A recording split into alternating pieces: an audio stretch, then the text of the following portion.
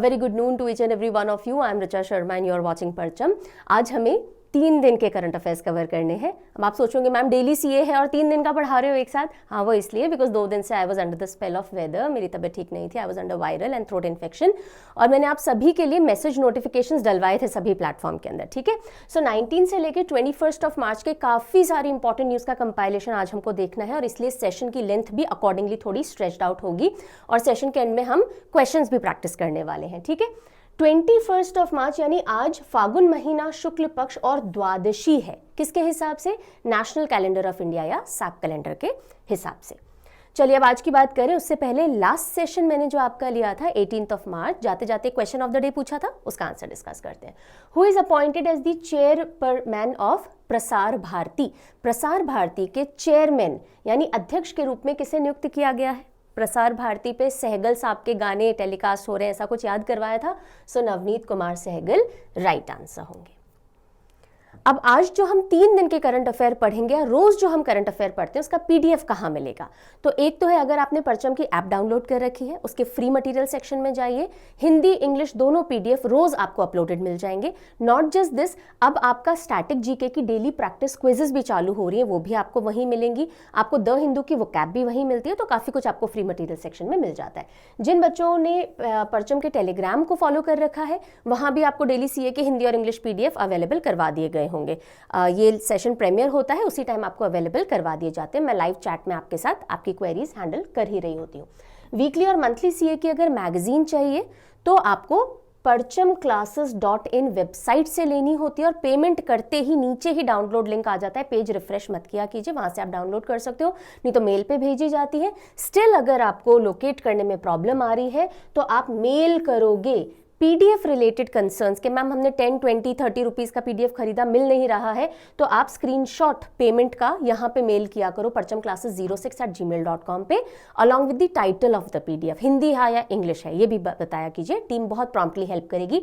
बाकी सारी क्वेरीज के लिए कॉल हेल्पलाइन नंबर है, व्हाट्सएप कर सकते हो, परचम ऐप में चैट कर सकते हो। पीडीएफ क्वेरीज मेल किया करो, जल्दी रिस्पॉन्स मिलेगा, ठीक है। चलिए शुरू करें आज की कहानी, बहुत कुछ पढ़ना है आज। इंपॉर्टेंट डेज से शुरुआत करते हैं और उसमें भी 19 ऑफ मार्च से चलेंगे। 19, 20, 21 के डेज देखेंगे। अब 19 मार्च को एक न्यूज़ आई, सीआरपीएफ यानी सेंट्रल रिजर्व पुलिस फोर्स ने अपना डे ऑब्जर्व किया और यहाँ बहुत सारे बच्चों को कंफ्यूजन हुआ होगा मेरे हिसाब से कि मैम सीआरपीएफ डे तो 27 जुलाई को आता है, यानी उसी दिन ये इस्टेब्लिश की गई थी, इसका फाउंडेशन, इसका रेजिंग डे मनाया जाता है, फिर हम 19 मार्च को सीआरपीएफ डे करके परेड क्यों कर रहे हैं? तो इसका आंसर मैं अभी दे देती हूँ, इसका कंफ्यूजन आज ही क्लियर कर लो। देखो, सीआरपीएफ का फाउंडेशन जो था, जो इसकी रेजिंग या इस्टेब्लिशमेंट की गई थी, वो 27 जुलाई 1939 में की गई थी। बिल्कुल सही है, ब्रिटिश राज चल रहा था तब, तो क्राउन रिप्रेजेंटेटिव्स पुलिस के तौर पे सीआरपीएफ को एग्जिस्टेंस में लाया गया। फिर 1949 में आज़ादी के बाद 28 दिसंबर को सरदार वल्लभ भाई पटेल जी ने इसका नामकरण बदल दिया, इन्होंने सीआरपीएफ कर दिया, ठीक है। ये भी एक इंपॉर्टेंट डेट पड़ती है सीआरपीएफ की हिस्ट्री के अंदर। फिर एक तारीख आती है 19 मार्च 1950, जब सरदार वल्लभ भाई पटेल जी ने प्रेसिडेंट कलर जो था वो प्रेजेंट किया था सीआरपीएफ को। तो इसी 19 मार्च को सीआरपीएफ को प्रेसिडेंट्स कलर मिलता है, ओके। और ये जो अवार्ड था ये बहुत उत्कृष्ट है, बिकॉज जितने भी सीएपीएफ हैं, सेंट्रल आर्म्ड पुलिस फोर्सेस, कितने हैं टोटल? कितने टोटल सीएपीएफ हैं? जल्दी से लिखो, मैं बहुत बार पढ़ा चुकी हूँ ये। तो जितने भी सीएपीएफ से उनमें सबसे पहला बना था CRPF to get a president's colours. किसी भी यूनिट को मिलने वाला, किसी भी इंडिया की जितनी भी आर्म्ड फोर्सेस हैं, जितनी भी मिलिट्री फोर्सेस हैं, उनके अंदर किसी भी यूनिट को मिलने वाला सबसे हाईएस्ट अवार्ड होता है प्रेसिडेंट कलर। तो वो मिला था मार्च 1950 को सीआरपीएफ को। तो अब ये डिसाइड किया गया, भाई कभी परेड और सेलिब्रेशन फाउंडेशन डे पे हो जाते थे, मौसम खराब होता था, आगे पीछे हो जाते, कभी हम दिसंबर में कर रहे होते थे, तो 2022 के अंदर ये डिक्लेयर किया गया कि अगले साल से यानी 2023 से अब हम 19 मार्च को परेड किया करेंगे, यानी सेलिब्रेट किया करेंगे सीआरपीएफ डे के तौर पे।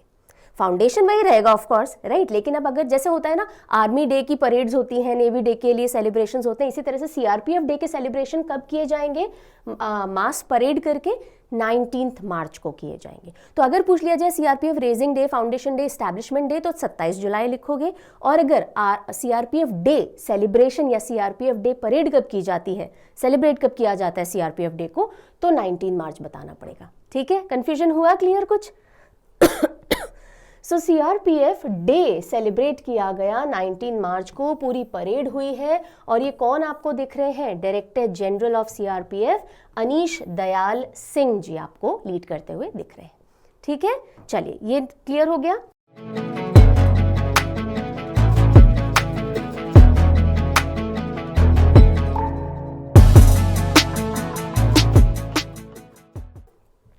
ट्वेंटियथ मार्च पे बढ़ते हैं। 20 मार्च को 3 इंपॉर्टेंट डे हम देखेंगे। एक आता है world Sparrow day.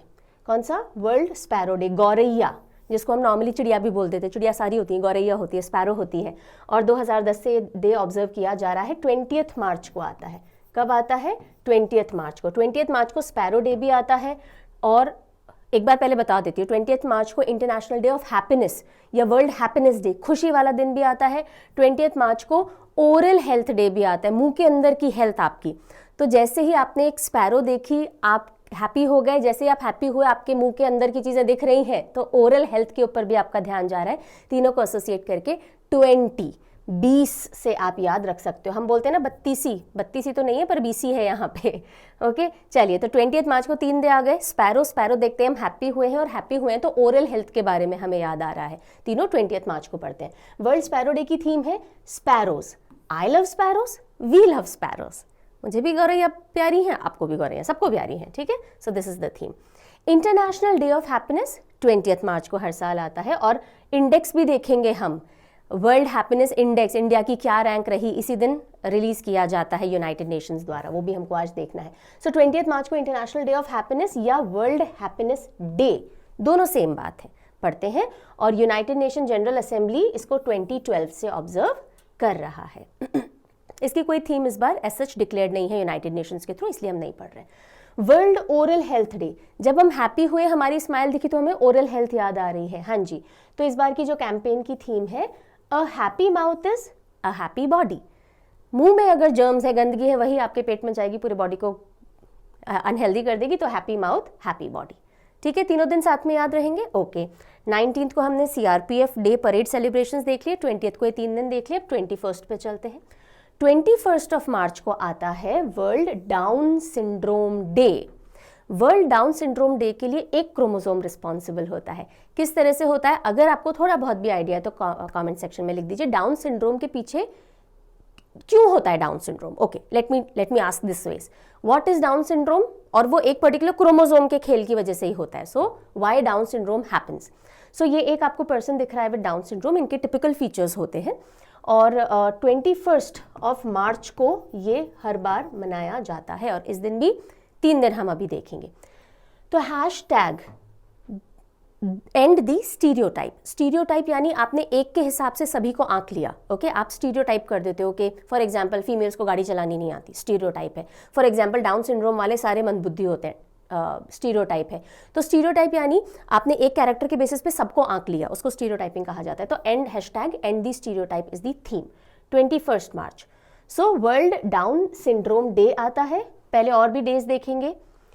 World forestry day आता है। एंड एक और डे आता है 21 मार्च को, world poetry day. World poetry day फटाफट याद कर लीजिए पहले।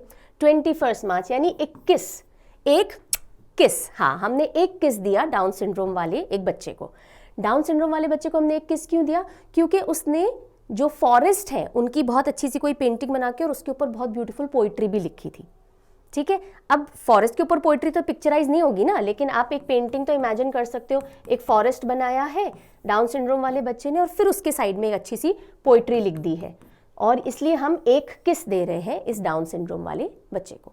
ठीक है, तो डाउन सिंड्रोम आ गया, फॉरेस्ट आ गया, पोइट्री हो गई, और तीनों 21 ऑफ मार्च को हो गए। Got it? अब एक एक करके इनके बारे में देख लेते हैं। 21 March world Down syndrome day, end the stereotypes, ये इसकी थीम रही, हैशटैग भी है, और ये भी यूनाइटेड नेशन 2012 से ऑब्जर्व कर रहा है। वर्ल्ड फॉरेस्ट्री डे, इसकी थीम रही forests and innovation, new solutions for a better world. Theme ना इसकी जैसे बहुत ज़्यादा इंपॉर्टेंट नहीं होगी। अब हम बात करें, आपने अभी जो पढ़ा डाउन सिंड्रोम डे, उसकी थीम थोड़ी इंपॉर्टेंट हो जाएगी। हम ऑलरेडी एनवायरमेंट डे पढ़ते हैं, राइट? कब आता है एनवायरमेंट डे?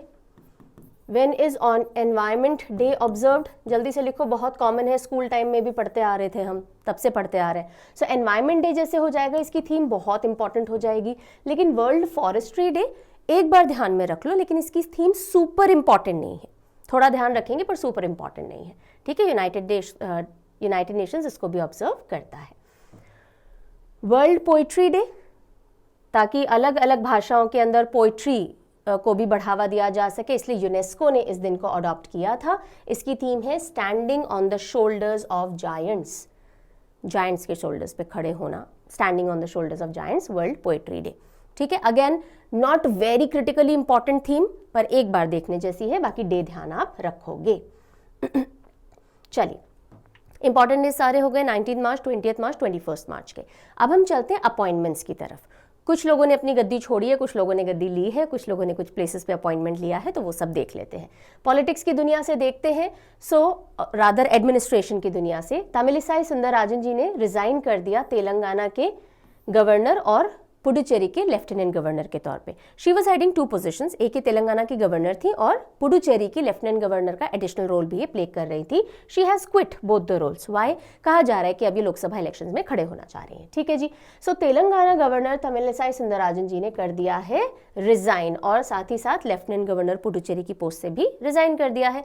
2019 सितंबर में ये गवर्नर बनी थी तेलंगाना की, और 2021 फरवरी में एडिशनल चार्ज इन्होंने ले लिया था इनकम्बेंट के तौर पे। Rather why? Because Kiran Bedi ji ने रिजाइन कर दिया था लेफ्टिनेंट गवर्नर ऑफ पुडुचेरी के तौर पे।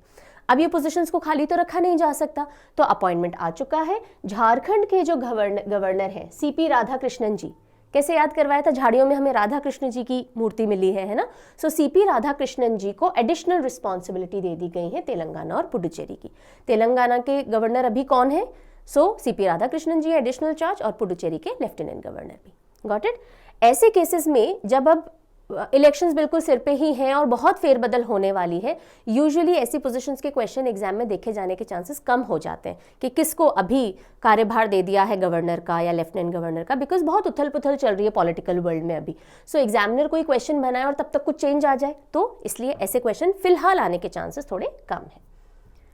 नेक्स्ट हम देखते हैं, यूनियन कैबिनेट में भी सियासी दावपेच के चलते एक व्यक्ति ने रिजाइन किया है, पशुपति कुमार पारस। कौन है भैया पशुपति कुमार पारस जी? कौन सी यूनियन मिनिस्ट्री हैंडल कर रहे थे? बताइए। फूड प्रोसेसिंग की कर रहे थे। किसी भी फूड को हाथ लगाएं तो प्रोसेस फूड बन जाए, ऐसी पारस की कला थी इनके अंदर। पारस पत्थर हम बोलते हैं ना, सॉर्सरर स्टोन, किसी चीज़ को छुएगा तो सोना बना देगा। पारस की ये हम खासियत सुनते आ रहे हैं। इसी तरह से हमने याद किया था पशुपति कुमार पारस जी फूड प्रोसेसिंग इंडस्ट्री को लीड कर रहे थे। अब इन्होंने रिजाइन कर दिया है बिकॉज बिहार की कुछ राजनीति इनको रास नहीं आई, बीजेपी से कुछ इनकी अनबन हो गई, उन्होंने छोड़ दिया। तो राष्ट्रीय लोक जनशक्ति पार्टी के प्रेसिडेंट हैं ये, और इन्होंने रिजाइन कर दिया अपनी यूनियन जो मिनिस्ट्री ये लीड कर रहे थे। उनकी जगह अब किसको दी है वो कार्यभार? किरण रिजिजू को दे दिया गया है।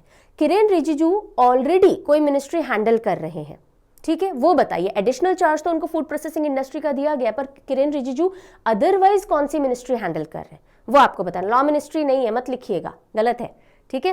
तो चलिए बताइए जल्दी से। मैं आपसे वही क्वेश्चन पूछूंगी जो मैंने कभी ना कभी पढ़ा रखे, नई सारी फ्रेश चीज़ें तो मैं ही पढ़ाऊंगी, डू नॉट वरी। और कल हम जो भी मैंने आज आपसे क्वेश्चन किए हैं या पूरे सेशन के दौरान करूंगी, will be discussing answers of that. अगले अपॉइंटमेंट पे चलते हैं। IFS ऑफिसर विनय कुमार, किनकी बात कर रहे हैं हम? Vinay Kumar ji appointed as ambassador of India to Russia. तो इंडिया के अगले एम्बेसडर टू रशिया कौन बनेंगे? विनय कुमार। विनय करें हथ जोड़ आपसे, रशिया जी यूक्रेन को बख्श दो, ऐसे करके कुछ याद कर लिया कीजिए। याद बहुत आसानी से हो जाता है। विनय करना है ना, प्यार मोहब्बत से रिक्वेस्ट करना, विनय कर रहे हैं इंडिया वाले रशिया वाला से, अरे छोड़ो भाई यूक्रेन को, क्षमा भी किया करो कभी, ऐसे करके कुछ याद कर लीजिए कि इंडिया टू रशिया के नए एम्बेसडर विनय कुमार जी बने। अभी ये इंडिया टू म्यांमार के एम्बेसडर हैं presently, but he has been announced to be the next India to Russia ambassador. Procter and Gamble India, Procter and Gamble की जो इंडियन सब्सिडरी है, यानी इंडिया में जो भी पूरे ऑपरेशन है पीएनजी के, उसके लिए कुमार वेंकट सुब्रमण्यन जी को नया सीईओ नियुक्त कर दिया गया है, ठीक है। और ये 1 मई 2024 से अपना कार्यभार संभाल लेंगे। He will be taking this position. Okay, so this is again Procter and Gamble, Kumar Venkat Subramanyam ji. CBSE को नए चीफ मिले हैं जी, central board of secondary education. हाँ जी, जो भी स्कूल सीबीएसई एफिलिएटेड हैं, आपके नए चीफ आ गए हैं। अब आप लोग तो कॉलेज में आ चुके होंगे। राहुल सिंह, क्या नाम है इनका? राहुल सिंह। राहुल बहुत सारी मूवीज में शाहरुख खान ने राहुल का रोल प्ले किया है ना, कौन सी थी वो? कुछ कुछ होता है, मैं राहुल ही था ना, राइट। सो राहुल सिंह जी, ओके, राहुल सिंह जी नए सीबीएसई चीफ अपॉइंट हुए हैं, central board of secondary Education के चेयरपर्सन। चीफ यानी कौन सी पोजीशन है? चेयरपर्सन बन के आए हैं। किसको सक्सीड करेंगे ये सक्सीड करेंगे निधि चिब्बर जी को। निधि चिब्बर जी कहाँ चली गई? वो नीति आयोग की एडवाइजर के तौर पे उनका नाम सामने आ गया है। तो नीति आयोग की एडवाइजर बन गई चिब्बर जी, और चिब्बर जी की जगह राहुल जी आ गए, राहुल सिंह आ गए हैं एज सीबीएसई चेयरपर्सन। एक और अपॉइंटमेंट साथ ही साथ अनाउंस किया गया है राजीव कुमार मित्तल जी का। इनके मित्तल में सिंगल टी है, ये ध्यान रखिएगा, छोटा हिंट हो सकता है ना। Rajiv Kumar Mittal ji director general national mission for clean Ganga appoint या अनाउंस कर दिए गए हैं, जो कि मिनिस्ट्री ऑफ जल शक्ति के अंडर में आता है। National mission for clean Ganga director general Rajiv Kumar Mittal ji, Mittal. Okay, तो ये हुए कुछ अपॉइंटमेंट नेशनल लेवल के। एक इंटरनेशनल अपॉइंटमेंट, पुतिन जी वापस आ चुके हैं प्रेसिडेंट के तौर पे एज इन रशिया।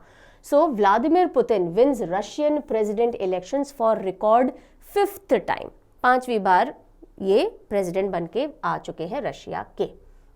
एक ही वन लाइनर न्यूज़ थी। इंटरनेशनल रुख करते हैं थोड़ा सा, क्योंकि अभी हम रशिया तक पहुंचे ही हैं, तो आगे चलते हैं। अब हम नॉर्थ से साउथ साइड में चलते हैं। ऑस्ट्रेलिया के अंदर एक ट्रॉपिकल साइक्लोन ने काफ़ी अफरा तफरी मचा रखी है, and that cyclone is Megan. Tropical cyclone storm है मेगन नाम का। सो उसने हिट किया है ऑस्ट्रेलिया को, और वो भी पर्टिकुलरली नॉर्दर्न टेरिटरी के आसपास। अगर आप मैप देखोगे, ये ऑस्ट्रेलिया आपको दिख रहा है, ये गल्फ ऑफ कार्पेंटेरिया दिख रहा है, बस इसी तरफ यहीं पे हिट किया है इस साइक्लोन ने। ट्रॉपिकल साइक्लोन गर्म पानियों में बनते हैं, यूजुअली ट्रॉपिक ऑफ कैंसर और कैप्रिकॉर्न के बीच में, जहां वाटर बहुत गर्म हो जाते हैं, इवेपोरेट होते हैं, ऊपर बादल बनाते हैं, नीचे लोअर प्रेशर होता है, हवाएं गश करती हुई आती हैं, और बहुत बारिश है, तूफान है, तेज आंधियां चलती है, हवाएं चलती हैं, और ये ट्रॉपिकल साइक्लोन्स इस एरिया के अंदर वर्क करते हैं। तो गल्फ ऑफ कार्पेंटेरिया अगर पूछ लिया जाए कहाँ पर है, तो ऑस्ट्रेलिया के नॉर्दर्न टेरिटरी के इधर पड़ती है। ये नॉर्दर्न टेरिटरी रीजन है ऑस्ट्रेलिया का, ठीक है। गल्फ ऑफ कार्पेंटेरिया ऑस्ट्रेलिया से एसोसिएटेड है, और यहीं पे अगर आप देखोगे, ये जो साइक्लोन आपको दिख रहा है, यहीं पे इसने लैंडफॉल किया है। और एक रिवर है नॉर्दर्न टेरिटरी ऑस्ट्रेलिया की, जिसका जो स्तर है, जो लेवल है, बहुत ऊपर हो गया है, और उसकी वजह से पूरा एरिया वेकेट करवाया जा रहा है। रिवर है मैक आर्थर। तो जो भी रिवर न्यूज़ में रह जाती है, कोई लोकेशन, कोई गल्फ एटसेट्रा न्यूज़ में रहती है, वो इंपॉर्टेंट एक बार थोड़ा उस पर नज़र डाल लिया करो। जैसे कि गल्फ ऑफ कार्पेंटेरिया आपको पता होनी चाहिए, ऑस्ट्रेलिया के नॉर्दर्न साइड में है। मैक आर्थर रिवर भी ऑस्ट्रेलिया के अंदर है, यहीं से एसोसिएटेड है। सो साइक्लोन है मेगन साइक्लोन मेगन, और इसने ऑस्ट्रेलिया को हिट किया है नॉर्दर्न टेरिटरी के अंदर, गल्फ ऑफ कार्पेंटेरिया में, और मैक आर्थर रिवर 18 मीटर्स ऊंची हो रही है, तो काफ़ी ज़्यादा बाढ़ की संभावनाएं बन चुकी हैं। Got it? चलें आगे। फिर हम चलते हैं साउथ से, अब इंडिया में नॉर्थ पे आ जाओ, नेपाल चलते हैं, हमारे पड़ोसी देश पे आ जाते हैं। नेपाल, हिमालयाज से बिल्कुल ब्यूटिफाइड नेपाल ने पोखरा को डिक्लेयर किया है as the capital of tourism in Nepal. Nepal की कैपिटल क्या है? काठमांडू है, लेकिन नेपाल की टूरिज्म कैपिटल डिक्लेयर कौन सी की गई है? पोखरा। पोखरा को डिक्लेयर किया गया टूरिज्म की कैपिटल, बस इतना सा ध्यान रखना है। नेपाल के जो प्राइम मिनिस्टर हैं, कौन है? प्रचंड जी। पूरा नाम क्या है? पुष्प कमल दहल प्रचंड। इन्होंने अनाउंस किया है कि जो पोखरा है वो टूरिज्म कैपिटल नेपाल की बनाई जाएगी, और ये अनाउंसमेंट उन्होंने गंडकी मतलब ये जो पोखरा है गंडकी प्रोविंस के अंदर है, और ये जो अनाउंसमेंट इन्होंने की, एक फंक्शन रखा गया था नियर अ लेक। उस लेक का नाम क्या है? फेवा लेक। क्या नाम है? फेवा या फेवा लेक। तो फेवा लेक कहाँ है? नेपाल के अंदर है। फेवा लेक नेपाल में है, उसी के आसपास ये फंक्शन हुआ जिसमें अनाउंस किया गया कि जो पोखरा है गंडकी प्रोविंस में, वो अब हमारा टूरिज्म कैपिटल रहेगा नेपाल का। क्लियर है जी यहाँ तक? यस। चलिए, सो अब important days, appointments, international news के बाद चलते हैं अवार्ड्स की तरफ। अवार्ड्स मिले, हम जब छुट्टी पे थे तो काफ़ी सारे लोगों ने अवार्ड्स का अपना अनाउंसमेंट ले लिया। सबसे पहले देखते हैं वेरी इंपॉर्टेंट सरस्वती सम्मान 2023 का, बहुत इंपॉर्टेंट है, बहुत इंपॉर्टेंट है, ठीक है। 2023 का सरस्वती सम्मान किसे मिलेगा? सो प्रभा वर्मा जी को। प्रभा वर्मा फीमेल नहीं है, नाम से लग रहा होगा फीमेल है, प्रभा वर्मा जी पुरुष हैं, बिल्कुल आपके सामने पिक्चर है। So one of the highest awards literature की दुनिया में माना जाता है सरस्वती सम्मान, ठीक है। जैसे साहित्य अकादमी पुरस्कार हम देखते हैं, ज्ञानपीठ पुरस्कार हम देखते हैं, ज्ञानपीठ तो सबसे उत्कृष्ट है, टॉप नॉच अवार्ड है इंडिया का। उसी तरह से जैसे साहित्य अकादमी बहुत पॉपुलर अवार्ड है लिटरेचर की दुनिया का, इसी तरह से सरस्वती सम्मान भी बहुत पॉपुलर माना जाता है, मतलब अचीव्ड माना जाता है।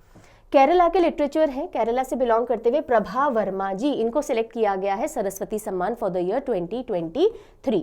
मलयालम लैंग्वेज में पोइट्री ये करते हैं, और पर्टिकुलरली इनका कौन सा वर्क है जिसके लिए सरस्वती सम्मान के लिए चयन किया गया? इनका रौद्र सात्विकम, रौद्र सात्विकम मलयालम पोट्री का कलेक्शन था जिसके लिए इनको सरस्वती सम्मान के लिए चूज किया गया है। इसमें एक प्लाक मिलेगा, साइटेशन मिलेगा और 15 लाख रुपए का कैश प्राइज होता है। कौन देता है सरस्वती सम्मान? के बिरला फाउंडेशन देती है ये सम्मान 1991 से। ज्ञानपीठ सरकार देती है, ठीक है, जैसे अभी मैंने क्योंकि मेंशन किया आपके सामने।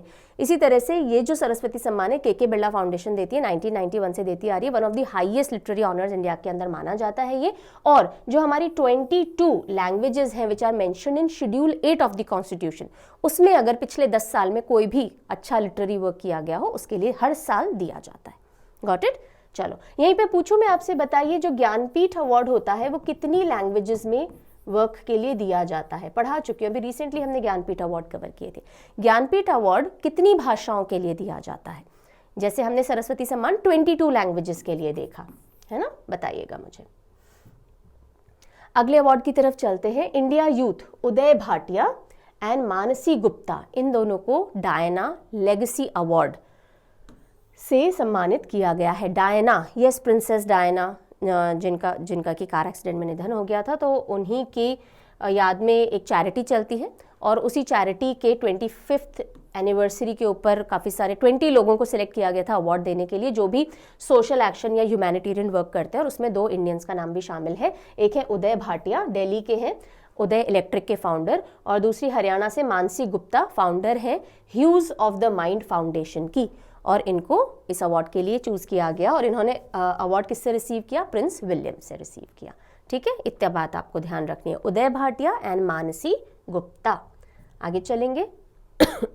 IAA, इंटरनेशनल एडवर्टाइजिंग एसोसिएशन, बिल्कुल। सो इंटरनेशनल एडवर्टाइजिंग एसोसिएशन का जो इंडिया वाला विंग है, यानी इंडिया में जो इनके ऑपरेशंस है, it will receive earthday.org's sustainability award. So earthday.org ये वर्ल्ड की लार्जेस्ट एनवायरमेंटल मूवमेंट चलाती है, और इन्होंने सस्टेनेबिलिटी से रिलेटेड जो भी IAA का इंडिया विंग है, इंडिया में जो इसके ऑपरेशंस होते हैं, वो जो भी एड्स वगैरह चलाते हैं और उसके थ्रू एनवायरनमेंट की सस्टेनेबिलिटी को प्रमोट करते हैं कि भाई एनवायरनमेंट को सस्टेन रखिए, ज़्यादा वेस्ट मत कीजिए, नेचर सेविंग हमारे तौर तरीके होने चाहिए। उन कैंपेन्स की वजह से इनको कौन से अवार्ड से सम्मानित किया जा रहा है? Best organisational spearheading sustainable development award, ठीक है। सो IAA इंडिया को रिसीव होगा earthday.org का सस्टेनेबिलिटी अवार्ड, ठीक है। ये ऐसे हैं जो एक एक बार आप पढ़ लीजिए, जो बहुत सुपर क्रिटिकली इंपॉर्टेंट है, मैं मेंशन करवाते जाऊंगी।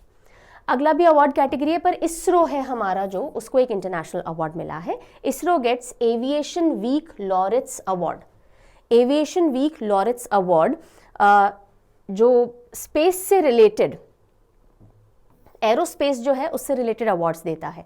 सो इसी एविएशन वीक लॉरेट्स अवार्ड के अंदर इसरो को भी स्पेस कैटेगरी के अंदर अवार्ड दिया गया है बिकॉज ऑफ चंद्रयान 3 मिशन। इन्होंने जो कम लागत के अंदर, कम से कम बजट के अंदर चांद के ऊपर हमने अपना एक जो स्पेसक्राफ्ट उतार दिया है, सॉफ्ट लैंडिंग कर दी, उसके चलते अवार्ड दिया गया है। Aviation Week Laureates Award ISRO को मिला है, बस इतना ध्यान हमें रखना है। चलिए आगे बढ़ेंगे। फिर हम आते हैं डॉक्टर सुल्तान अल जबर। कौन है ये? कभी न्यूज़ सुनी थी क्या इनके बारे में थोड़ी बहुत?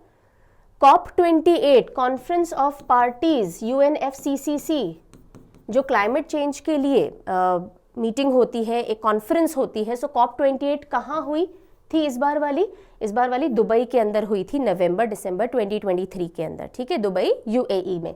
और उस COP28 के प्रेसिडेंट कौन थे? डॉक्टर सुल्तान अल जबर थे, और उनको अवार्ड या उनको ऑनर किया गया है सस्टेनेबल एनर्जी लीडरशिप के लिए, ठीक है। सो किसने किया है? सेरावीक लीडरशिप अवार्ड इनको मिला है for building global consensus towards sustainable energy future. ऐसा फ्यूचर जिसमें सस्टेनेबल एनर्जी हो, उसके लिए इन्होंने काम किया है, लीड किया है, इसलिए इनको सेरावीक लीडरशिप अवार्ड दिया गया है। तो ये न्यूज़ भी एक बार नज़र से गुजार लेने जैसी है, ठीक है। चलिए आगे बढ़ेंगे। अब हम आते हैं एक ओबिचुअरी सेक्शन पे, यानी सैड डिमाइज। सो लद्दाख से एक तिब्बतन बुद्धिस्ट मंक जिनका निधन हो गया और जो माइनॉरिटीज कमीशन से काफ़ी लंबे समय तक जुड़े रहे, उनके बारे में हमको देखना है। Prominent tribal leader Lama Lobzang passed away. So Lama Lobzang जो है उनका निधन हो चुका है, और इनके बारे में हम क्यों पढ़ रहे हैं? बुद्धिस्ट मंक हैं इसलिए नहीं, क्योंकि national commission for schedule caste and schedule tribe से एसोसिएटेड रहे for more than 19 years, okay. और इसलिए एक बार इनका नाम मेंशन आपके दिमाग में आ जाए, ये ज़रूरी है। चलिए आगे बढ़ेंगे। अब हम स्पोर्ट्स की तरफ रुख करते हैं, ठीक है। सो स्पोर्ट्स के अंदर सबसे पहले हम देख लेते हैं कि एक स्पोर्ट्स पर्सन है पंकज अडवाणी। कौन से स्पोर्ट्स से जुड़े हुए हैं? बिलियर्ड्स, हाँ बिलियर्ड्स। सो इनको बिलियर्ड्स हॉल ऑफ फेम में जगह मिल गई है। बिलियर्ड्स हॉल ऑफ फेम, जो बिल्कुल जाने माने और अचीव्ड स्पोर्ट्स पर्सन होते हैं, उन्हीं को अपने रिस्पेक्टिव फील्ड के हॉल ऑफ फेम में जगह मिलती है। सो पंकज अडवाणी ने ज्वाइन किया है billiards hall of fame, and ये कहाँ होता है? At world billiard museum, Shangrao city, China के अंदर हॉल ऑफ फेम है पूरा, और वहाँ पे अब इनका भी नाम दर्ज हो गया है। 27 time international billiard and snooker federation के चैंपियन रह चुके हैं, वर्ल्ड चैंपियन ही रह चुके हैं। रिसेंटली इन्होंने 26th IBSF जो international billiard and snooker federation था वो जीता था लास्ट ईयर, सौरभ कोठारी को हरा करके। ओवरऑल 27 टाइम ये वर्ल्ड चैंपियन रह चुके हैं, जो भी टूर्नामेंट्स IBSF ने कंडक्ट करवाए हैं उसमें। अच्छे से याद रखिएगा, एग्जाम में आने के प्रबल chances, strong chances. Royal Challengers Bangalore lift Women's Premier League title. WPL Women Premier League, जो कि फ्रेंचाइज क्रिकेट है, T20 फॉर्मेट का, 2020 फॉर्मेट का, विमेन का, इंडिया में BCCI कंडक्ट करवाता है। उसके अंदर ये सेकेंड एडिशन था, लास्ट ईयर से शुरुआत हुई थी। कौन जीता है? रॉयल चैलेंजर्स बैंगलोर, RCB जीत गई है ये वाला एडिशन सीजन। और किसको हराया इन्होंने? दिल्ली कैपिटल्स को। जिसको हराया वो भी बहुत इंपॉर्टेंट है, ध्यान रखिएगा। RCB जीता है, दिल्ली कैपिटल्स को हराया है 8 विकेट से। फिनाले कहाँ हुआ? अरुण जेटली स्टेडियम। अरुण जेटली स्टेडियम कहाँ है? नई दिल्ली के अंदर है, याद रखिएगा, ठीक है। चलिए अब ये जो 3 मेन अवार्ड होते हैं, player of the series, most runs, most wicket, वो देख लेते हैं। प्लेयर ऑफ द सीरीज गया दीप्ति शर्मा को, यूपी वॉरियर्स से। Deepti Sharma, UP warriors. Most runs किसने बनाया? एलिस पेरी ने, RCB की खिलाड़ी रही। मोस्ट विकेट्स श्रेयंका पाटिल ने, RCB की खिलाड़ी रही। टोटल टीम या टोटल फ्रेंचाइज जिन्होंने पार्टिसिपेट किया इस एडिशन में 5 टीम्स थी। 2 तो हमको नाम पता चले गए, 3 पता चल गया Radha, UP warriors, Delhi Capitals, RCB। उसके अलावा गुजरात जायंट्स और मुंबई इंडियंस, ठीक है। 2020 क्रिकेट फॉर्मेट है, 2023 से शुरू हुआ था। सबसे पहले एडिशन में कौन जीते थे? मुंबई इंडियंस जीते थे। इस बार कौन जीते हैं? RCB जीते हैं। किसको हराया है? दिल्ली कैपिटल्स को हराया। ऐसे ही याद करना है, खुद से क्वेश्चन कर लिया करो न्यूज़ पढ़ने के बाद में, दिमाग में थोड़ा टिक जाता है।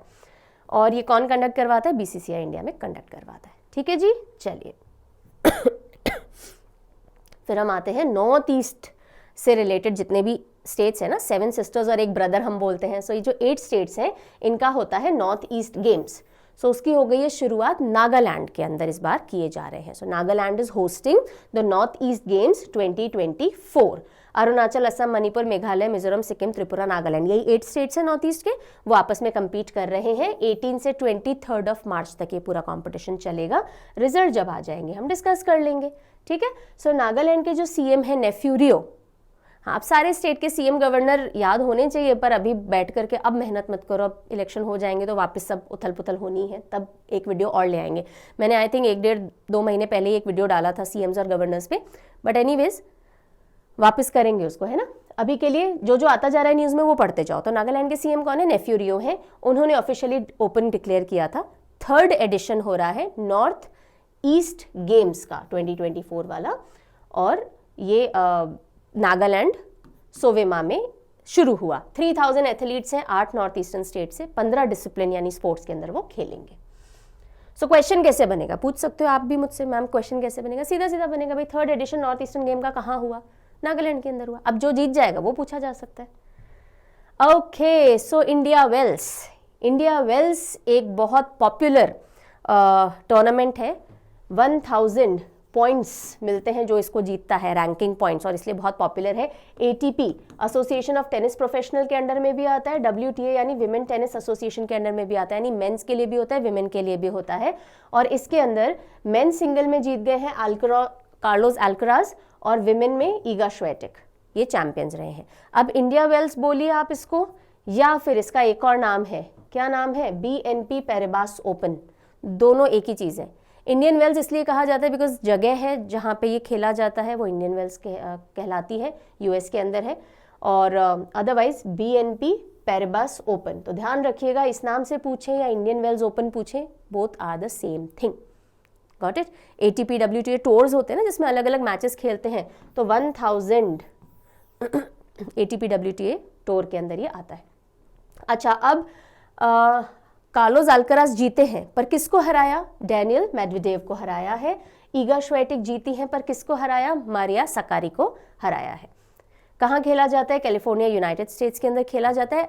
हार्ड कोर्ट के ऊपर खेला जाता है, ग्रास कोर्ट नहीं है, क्ले कोर्ट नहीं है, हार्ड कोर्ट पे खेला जाता है। हर साल मार्च के अंदर ये होता है। ठीक है जी, चलिए फिर हम आते हैं लॉरा केनी। ये नाम याद रखिएगा, लॉरा केनी। लॉरी होती है ना, लॉरी, छोटे ट्रक जैसी हम लॉरी बोलते हैं।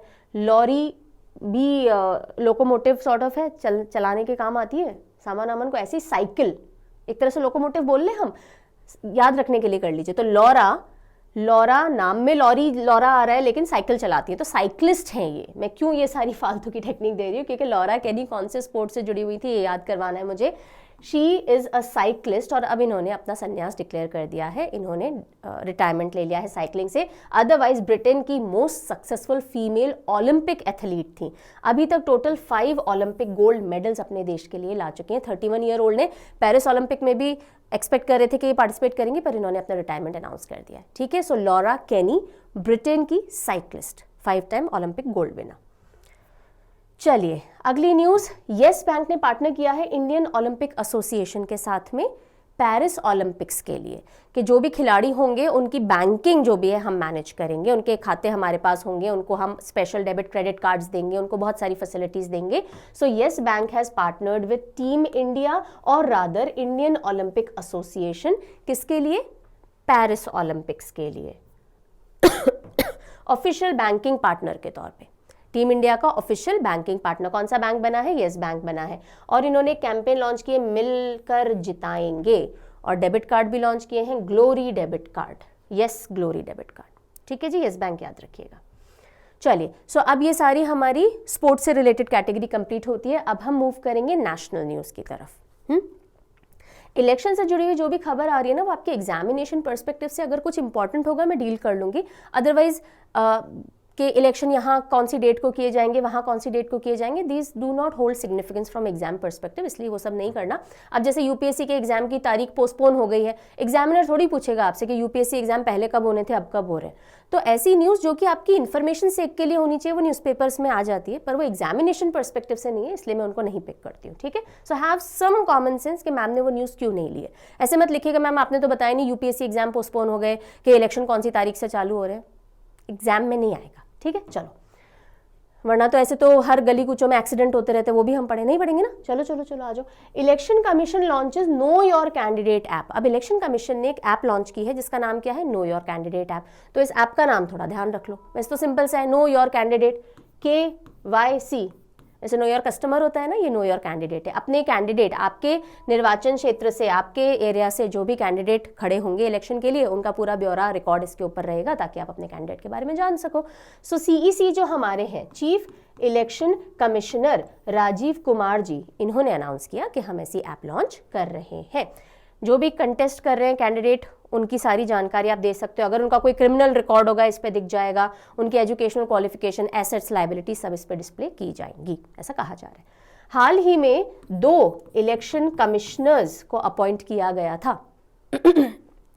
पढ़ाया था जाने से पहले 2-3 दिन की छुट्टी पे।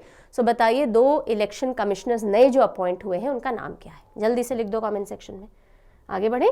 Then election commission launches mission 414 campaign in Himachal Pradesh. अब देखो ऐसी कोई न्यूज है जिसके अंदर कोई पर्टिकुलर कैंपेन अलग से नाम से लॉन्च की गई है, तो पूछने के चांसेस बन सकते हैं कि भाई मिशन 414 कैंपेन कौन से स्टेट में लॉन्च की गई थी इलेक्शन कमीशन द्वारा। सो इलेक्शन कमीशन ने मिशन 414 कैंपेन कहाँ लॉन्च की, हिमाचल के अंदर लॉन्च की।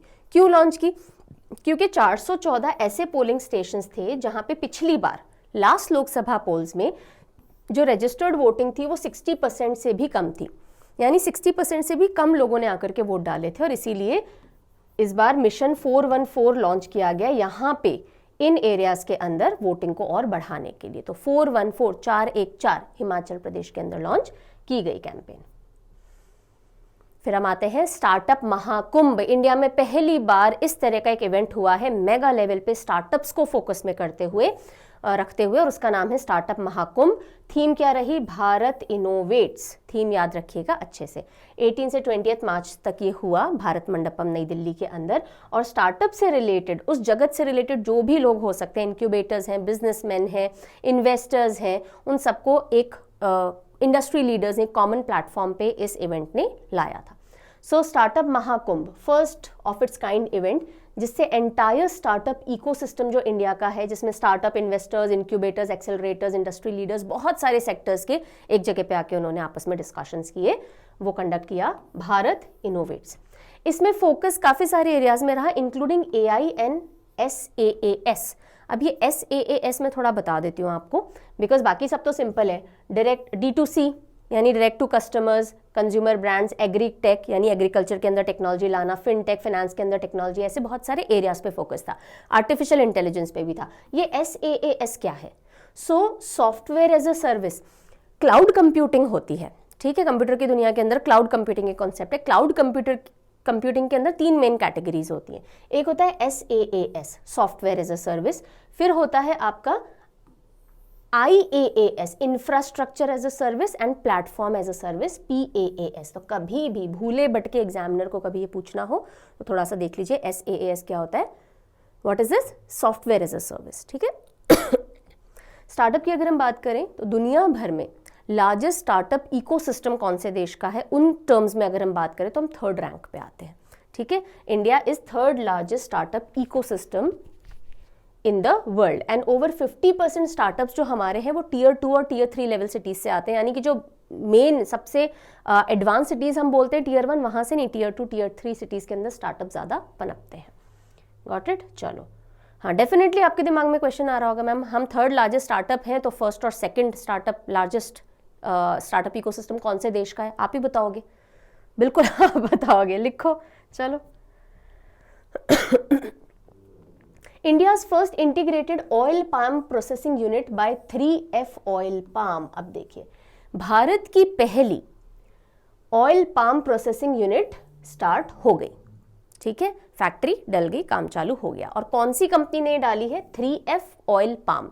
3F ऑयल पाम ये कंपनी का नाम है, 3F ऑयल पाम कंपनी है, और उसकी जो ऑयल पाम प्रोसेसिंग यूनिट है वो भारत की पहली integrated oil palm processing unit है जहां पाम ऑयल बनाया जाएगा, ठीक है। उसी के साथ साथ बाकी चीज़ें भी, जो भी बाय प्रोडक्ट बचेगा उनका भी कुछ ना कुछ यूटिलाइजेशन किया जाएगा। सो इसका वर्चुअल इनॉग्रेशन इस फैक्ट्री का नरेंद्र मोदी जी ने कर दिया था, और अब इसकी कमर्शियल प्रोडक्शन चालू हो चुका है। सो अब देखो, पाम ऑयल क्या होता है, ताड़ी का तेल हम जिसे बोलते हैं, ताड़ी कहा जाता है। तो इस तरह से ये होता है, ये पूरा बंच निकलता है, इसमें इंडिविजुअल फ्रूट्स होते हैं, उसको अगर आप कट करोगे तो ये जो मीजोकार्प एरिया दिख रहा है फ्रूट का, यहाँ से ऑयल निकाला जाता है, उसको कहा जाता है पाम ऑयल। और पाम ऑयल के क्षेत्र में हम इंडिया को बहुत आगे ले जाना चाह रहे हैं, बिकॉज कमर्शियली ये बहुत एक्टिव प्रोडक्ट है, अच्छा मार्केट होल्ड करता है। सो इंडिया का पहला integrated oil palm processing unit कहाँ लगा, कहाँ शुरू हुआ, अरुणाचल प्रदेश। याद रखिएगा कौन सा स्टेट है, अरुणाचल प्रदेश है, और उसमें भी लोअर दिबांग वैली रोइंग में ये प्लांट है, और वहाँ पे उसका काम चालू हो चुका है। डोमेस्टिक ऑयल सीड प्रोडक्शन जो पाम से बनेगा ना, उसको एनकरेज करने के लिए। और ये फैक्ट्री NMEO OP के अंडर में आती है। NMEO OP क्या है? अब ये थोड़ा सा देखो, ये है National mission for edible oils palm oil. Oil palm पेड़ है जिससे पाम ऑयल निकलता है। सो इसका मेन एम क्या है इस मिशन का, कि हमारा जो पाम ऑयल कल्टीवेशन है, या ऑयल पाम का कल्टीवेशन है, जिसके फ्रूट से हम ये तेल निकालते हैं, उसको हम बढ़ा सके। और जो हमारा क्रूड पाम ऑयल प्रोडक्शन है वो करीब 11.2 लाख टन 25-26 तक पहुंच जाना चाहिए। इसके लिए काफ़ी सारे हेक्टेयर्स ऑफ लैंड को अक्वायर करके और वहाँ पे ऑयल पाम की खेती करने की बात पूरा ये इसी प्रोजेक्ट के तहत आता है कि बहुत सारे हेक्टेयर्स ऑफ लैंड के ऊपर ऑयल पाम लगाया जाएगा, उससे प्रोडक्शन किया जाएगा, ताकि हमारे डोमेस्टिक जो नीड है वो तो है ही, ठीक है, लेकिन एक्सपोर्ट एक बहुत बड़ा मार्केट है जिसको हम टैप करना चाह रहे हैं। चलिए, फिर नवीन पटनायक जी ने इनॉग्रेट किया है इंडिया का पहला इंडोर एथलेटिक्स सेंटर भुवनेश्वर के अंदर, ओलंपिक क्लास फैसिलिटीज के साथ में। वर्ल्ड क्लास कॉन्टिनेंटल लेवल के स्पोर्ट यहाँ करवाए जा सकते हैं। इस लेवल का भारत का पहला इंडोर एथलेटिक्स सेंटर इनॉग्रेट हुआ है। कहाँ? भुवनेश्वर, ओडिशा के अंदर। सो ओडिशा सीएम नवीन पटनायक जी ने इनॉग्रेट किया India's first indoor athletics and aquatic centre, और साथ ही साथ इंडोर डाइविंग सेंटर भी उन्होंने फाउंडेशन स्टोन रख दिया है, उसके ऊपर भी काम चलेगा।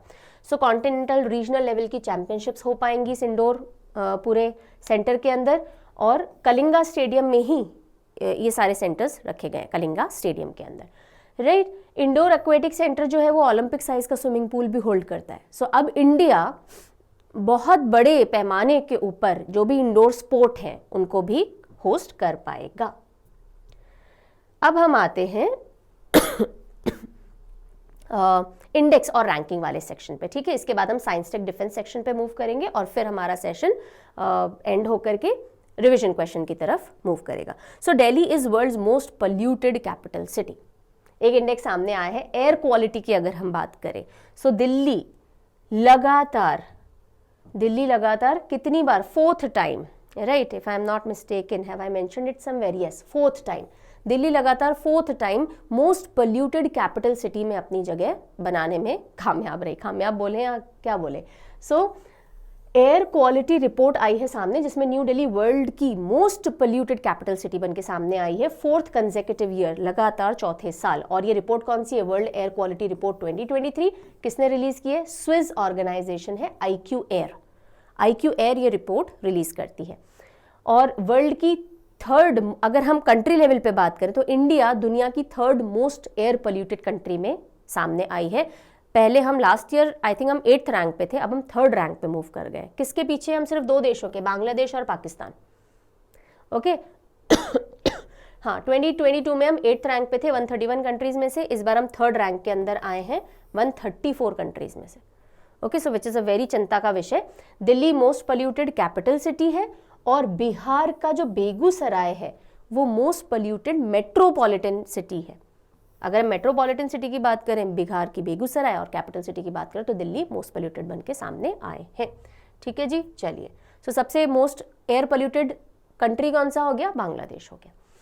अगला जो इंडेक्स आ रहा है वो ग्लोबल कनेक्टेडनेस के अंदर रिपोर्ट आई है, और उसके अंदर इंडिया की रैंक हम देखेंगे तो DHL और साथ में NYU, न्यूयॉर्क यूनिवर्सिटी ने मिलकर के ग्लोबल कनेक्टेडनेस रिपोर्ट 2024 सामने रिलीज की, जिसके अंदर इंडिया का रैंक 62 आया है, okay. So India rank 62 on DHL connectedness index, और इसको रिलीज किया DHL and New York university stern school of business ने। सो इस रैंकिंग का क्या बेस था? किस बेसिस पे 62 हमारा रैंक आया? हमारी कनेक्टेडनेस वर्ल्ड से through trade, capital, information, people, यानी हम कितने कनेक्टेड हैं, उसके बेसिस पे ये रैंक हमारी 62 आई है आउट ऑफ 171 कंट्रीज, ठीक है। टॉप पे मोस्ट कनेक्टेड देश किसको डिक्लेयर किया इस पर्टिकुलर रिपोर्ट ने? सिंगापुर को डिक्लेयर किया। Singapore is world's most globally connected country, okay. And furthermore इसने ये भी बोला कि भाई ग्लोबलाइजेशन यानी जो कनेक्शन है, ट्रेड नेटवर्क वगैरह, इंफॉर्मेशन नेटवर्क जो है सबसे ज़्यादा पीक पे आया 2022 में, लेकिन 2023 में जैसा स्पेक्यूलेटेड था कि भाई शायद कम नीचे चला जाएगा, वॉर एंड ऑल, बहुत सारे सिचुएशंस थे, लेकिन ऐसा नहीं रहा। 2023 में भी जो ग्लोबलाइजेशन के यानी कनेक्टेडनेस के जो लेवल्स थे वो अच्छे खासे बने रहे। इंडिया का rank 62 out of 171 countries, top पे सिंगापुर। फिर हम आते हैं वर्ल्ड हैप्पीनेस रिपोर्ट पे। वर्ल्ड हैप्पीनेस रिपोर्ट पे इंडिया की रैंक थोड़ी पीछे ही रहती है, हर बार का तो यही स्टेटस है। इस बार देखते हैं, इस बार भी देखिए इंडिया रैंक्स 126, 12/6, 12/6 है ना।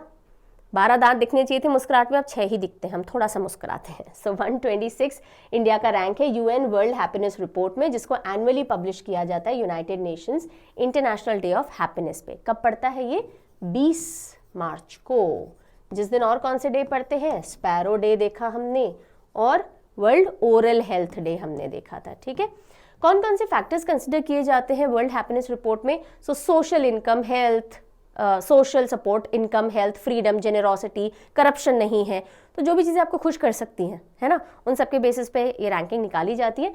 143 कंट्रीज में से 12/6 हैं हम, 12/6 याद करवाने के लिए बोल रही हूँ, 126 रैंक है वरना, ठीक है। सो 143 कंट्रीज में से 126।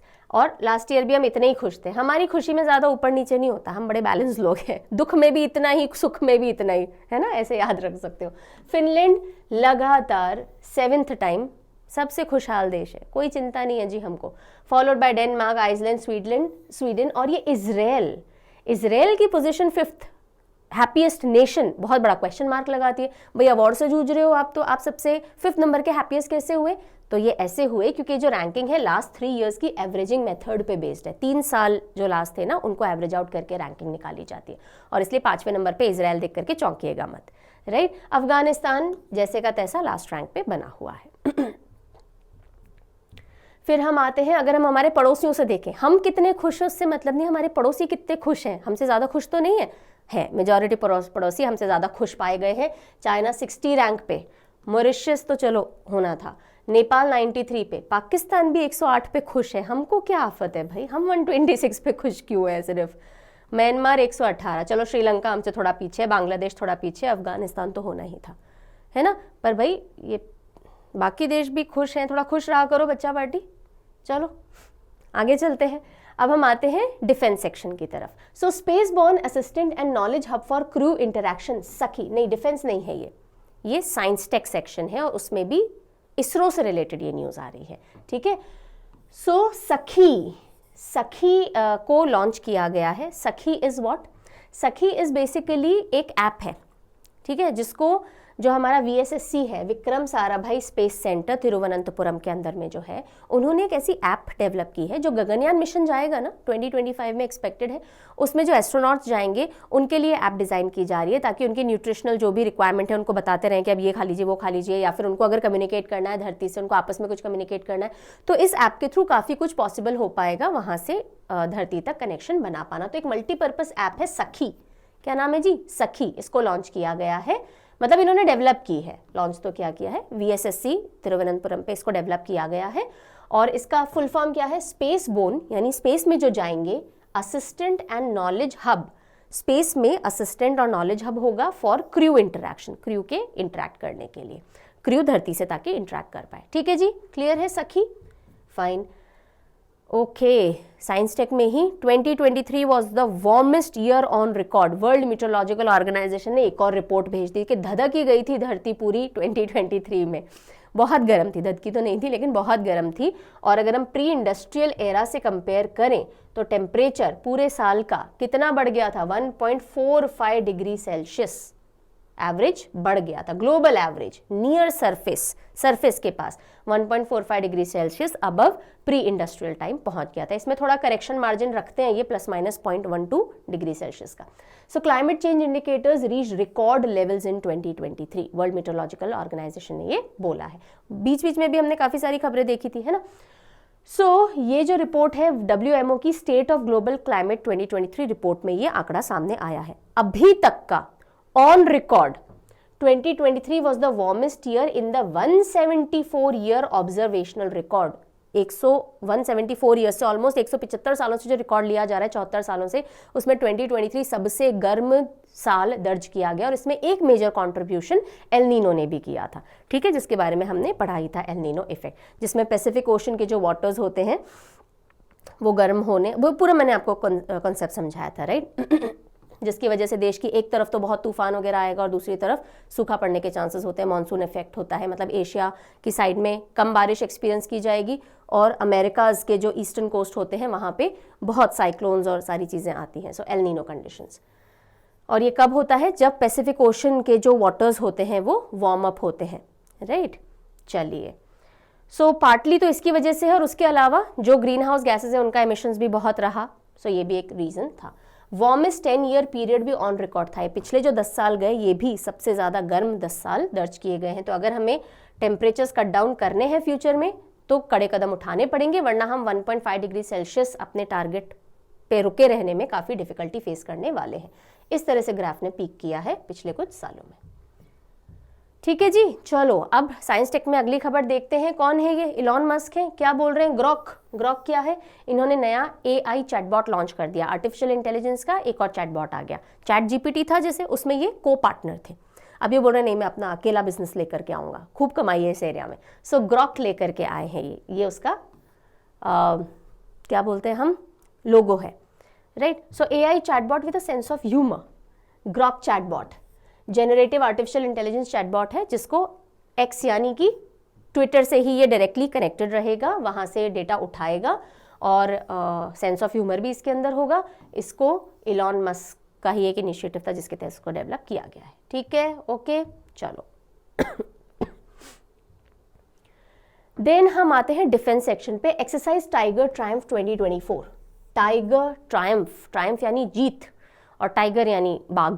सो टाइगर ट्रायम्फ एक्सरसाइज कौन से दो देशों के बीच में चल रही है? इंडिया एंड यूनाइटेड स्टेट्स, दो सुप्रीम पावर्स। हम इंडिया को भी सुप्रीम पावर में काउंट करेंगे, ठीक है।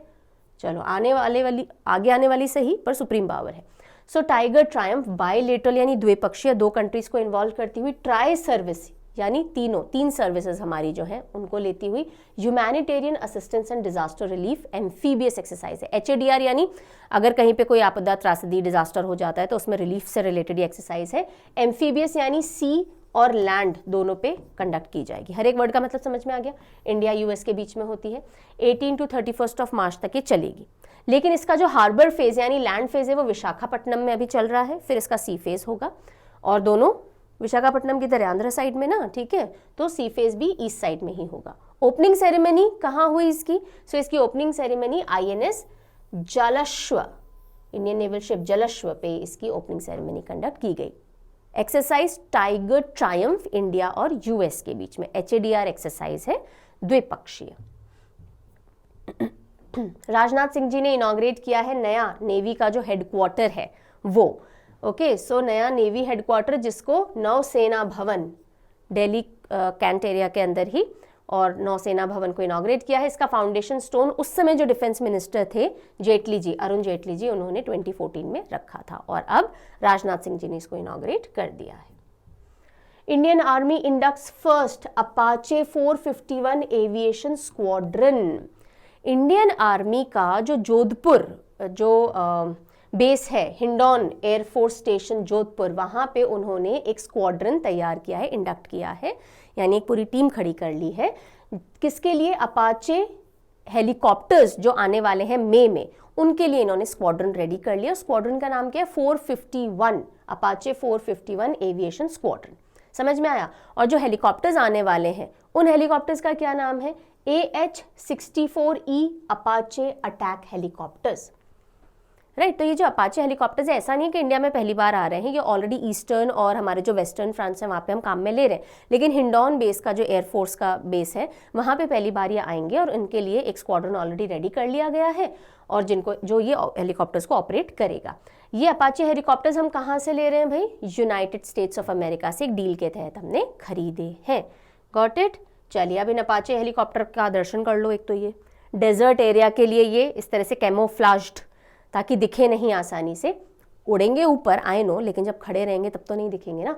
सो Apache helicopters tanks in the air भी इनको कहा जाता है और करीब 138 टारगेट्स इन अ मिनट ये स्ट्राइक कर सकते हैं। 280 किलोमीटर पर आवर की इनकी स्पीड अचीव कर सकते हैं। इनमें मिसाइल्स वगैरह काफ़ी स्ट्रॉन्ग मिसाइल्स जैसे Hellfire, anti tank missiles, Stinger missiles के साथ में ये काफ़ी स्ट्रॉन्ग हेलीकॉप्टर्स हैं, लड़ाकू हेलीकॉप्टर्स हैं ये, ठीक है। अपाचे AH-64E किससे खरीदे हैं हमने? यूनाइटेड स्टेट्स ऑफ अमेरिका से। Then Raksha Mantri trophy awarded to top armed forces hospital. Arm forces के जो हॉस्पिटल्स होते हैं उनको हर साल ये 2 ट्रॉफीज दी जाती हैं, फर्स्ट और सेकंड ट्रॉफीज। उनमें आपस में थोड़ा कंपटीशन बना रहे हैं, उनकी सर्विसेज अच्छी रहे, उनको भी थोड़ा मोटिवेशन मिले, तो रक्षा मंत्री यानी हमारे जो डिफेंस मिनिस्टर हैं उन्हीं के ऊपर डेडिकेटेड ये रक्षा मंत्री ट्रॉफी होती है जो अवार्ड की जाती है टॉप आर्म्ड फोर्स हॉस्पिटल्स को। किसको गई भाई ये इस बार? सो टॉप तो रहा सदर्न कमांड पुणे में जो है command hospital, southern command Pune वाला हॉस्पिटल, और जो लखनऊ सेंट्रल कमांड है वो सेकंड नंबर पे रही। लेफ्टिनेंट जनरल दलजीत सिंह जी जो कि डायरेक्टर जनरल भी हैं आर्म्ड फोर्सेस मेडिकल सर्विसेज के, उन्होंने ये ट्रॉफीज प्रेजेंट की फॉर द ईयर 2022। उस साल के प्रदर्शन के बेसिस पे पुणे टॉप पे रहा और लखनऊ सेकंड नंबर पे रहा। ठीक है, ये एक छोटी सी न्यूज और ध्यान में रख लीजिएगा कि maiden test firing of India's first indigenously made 1500 HP engine. India में पहली बार 1500 हॉर्स पावर का HP का इंजन बनाया गया और उसकी सबसे पहली टेस्ट फायरिंग भी कंडक्ट कर ली गई है। और कहाँ हुई है ये बस ध्यान रखिएगा, और किसने बनाया है। सो ये टेस्ट फायरिंग ये मैसूरू कॉम्प्लेक्स जो है ना वहाँ पे टेस्ट फायरिंग की गई एंड इसको बनाया है BEML भारत अर्थ मूवर्स लिमिटेड ने, और उन्हीं का जो मैसूरू कॉम्प्लेक्स है वहीं पे टेस्ट फायरिंग भी कंडक्ट की गई है। ठीक है, सो बस 1500 हॉर्स पावर का इंजन है जो हमने बनाया है और हमारे अलग अलग टेरेन्स पे चलने के काम में आएगा, और पावर टू वेट रेशियो इसका काफ़ी अच्छा है। एक्सट्रीम कंडीशंस में आप इसको यूज़ में ले सकते हो टैंक को, राइट। BEML जो कि एक पब्लिक सेक्टर अंडरटेकिंग है, भारत अर्थ मूवर्स लिमिटेड, उन्होंने इसको मैन्युफैक्चर किया है। डिफेंस सेक्रेटरी इंडिया के कौन है? डिफेंस सेक्रेटरी गिरधर अरमाने जी, इन्होंने प्रिजाइड किया ये पूरी टेस्ट सेरेमनी को। जो कुछ इंपॉर्टेंट डिपार्टमेंट्स हैं उनके सेक्रेटरी मैंने आपको याद कराए थे, जैसे कैबिनेट सचिव कौन है, डिफेंस सचिव कौन है, तो ये कुछ एक डिपार्टमेंट जो इंपॉर्टेंट है ना वो आपको थोड़ा ध्यान रख लेना चाहिए अगर न्यूज़ में उनका नाम आता है। चलो मुझे बताओ कैबिनेट सचिव कौन है? Who is the cabinet secretary of India, right now. Then Indian Army ने STEAG ये एक टीम को तैयार किया है, Indian Army's signal technology evaluation and adaptation group, STEAG, STEAG. So क्या है ये? इंडियन आर्मी का टेक रेवोल्यूशन है, यानी टेक्नोलॉजी के अंदर और रेवोल्यूशन लाने के लिए, यानी न्यू लेटेस्ट टेक्नोलॉजी के को रिसर्च करना, स्टडी करना और कैसे उसको आर्मी में इंडक्ट किया जा सकता है, उसके लिए ग्रुप काम करेगा। Signal technology evaluation and adaptation group, STEAG, to identify implement most suitable technology, ताकि हम हमारी आर्मी के कम्युनिकेशन इंफ्रास्ट्रक्चर को और आगे बढ़ा सकें। सो स्टेक कभी पूछ लिया जाए, सो ये इंडियन आर्मी की कम्युनिकेशन दुनिया में रेवोल्यूशन लाने के लिए ग्रुप का निर्माण किया गया है। बस इतना ही ध्यान रखने की ज़रूरत है। ठीक है जी, चलिए। सो इतनी भी लंबी सेशन नहीं हुआ जितना मैंने सोचा था, बहुत लंबा हो जाएगा। ठीक है, so with in time frame अच्छे से जल्दी जल्दी पढ़ने की कोशिश करते हुए हमने सारी न्यूज़ कवर कर ली है, जितने भी सेक्शन थे कैटेगरी वाइज हमने उनको पढ़ लिया है। अब हम रिवीजन क्वेश्चन की तरफ मूव करते हैं। जो भी आज पढ़ाया देखते हैं रिकॉल कर पा रहे हो या नहीं कर पा रहे हो। अगर कोई भी कोर्स सब्सक्रिप्शन लेना है, परचम ऐप आप चेकआउट कर सकते हो। आज मैं उसके बारे में नहीं बता रही हूँ, कल बता दूंगी। पहला क्वेश्चन देखिएगा, who has been appointed as the chairperson of CBSE, Central board of secondary Education के नए चेयरपर्सन के तौर पे किसको अपॉइंट किया गया है? बताओ। वो कुछ कुछ होता है मूवी मैंने याद दिलाई थी। हाँ, राहुल तो पहुंच गए। शर्मा होगा या सिंह होगा? राहुल शर्मा। मजा ही नहीं आ रहा। ऋचा शर्मा, राहुल शर्मा, मजा ही नहीं आ रहा, दम नहीं आ रहा। राहुल सिंह CBSE के चेयरपर्सन बना रहे हो, so Rahul Singh right answer होगा। चलिए नेक्स्ट आते हैं। Who emerged as the winner of WPL 2024 Women Premier League cricket 2024 में कौन सी टीम जीती? बिल्कुल RCB जीती। किसको हराया भाई? दिल्ली कैपिटल्स को हराया। ओके, फ्रेंचाइज कितनी फ्रेंचाइज खेल रही थी? 5 खेल रही थी। कौन सा एडिशन था ये? सेकेंड एडिशन था, 2023 में शुरू हुआ था। 2023 में कौन सी टीम जीती थी? मुंबई। वेरी गुड, आ गया रिविजन सारा समझ में। चलो, who won men singles title at BNP Paribas open? BNP Paribas open यानी Indian Wells 2024 men singles title किसने जीता? कार्लोस अल्कराज ने जीता। बिल्कुल। किसको हराया? नाम ही नहीं है यहाँ पे, मेडवेडेव को हराया था। फीमेल किसने जीता? ईगा श्वेटिक ने जीता। चलो, which city in Nepal has been declared as tourism capital of the Himalayan nation? Himalayan nation कौन? नेपाल ही है। यानी ये जो हिमालयन नेशन नेपाल, इसकी टूरिज्म कैपिटल कौन सी सिटी को डिक्लेयर किया गया हाल ही में? प्रचंड जी ने किसको किया है? पोखरा को किया है, Pokhara. Okay, what is the name of cyclone storm that recently affected Australia's northern territory? Australia की नॉर्दर्न टेरिटरी में अभी जो साइक्लोन स्टॉर्म हिट किया, अफेक्ट किया, वो किस नाम से है?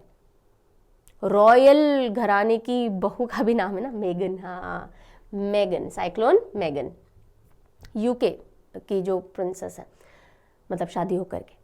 Then which organization has partnered with Indian Olympic Association as official banking partner for Team India at Paris Olympics 2024? Paris Olympics 2024 में जो टीम इंडिया जाएगा, पूरा कंटिजेंट जाएगा, पूरा जो हमारा काफिला जाएगा, उसमें banking partner, official banking partner कौन सा बैंक बना है? किसका MOU साइन हुआ है?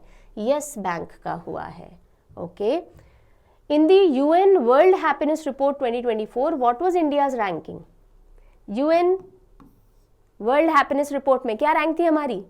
हमारी 32 12 दिखनी चाहिए थी, 6 दिख रही थी, 12/6 याद करवाया था मैंने। Yes, 126 is the rank. Okay, और अब आपके लिए ये क्वेश्चन ऑफ द डे है।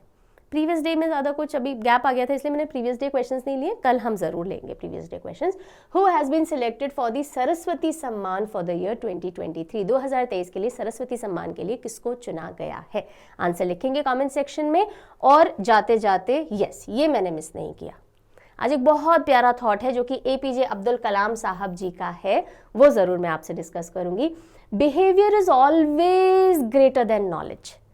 आपको कुछ आता हो चाहे नहीं आता हो, आपका व्यवहार अगर अच्छा है तो it can make you reach places, है ना। So because in life there are many situations where knowledge fails.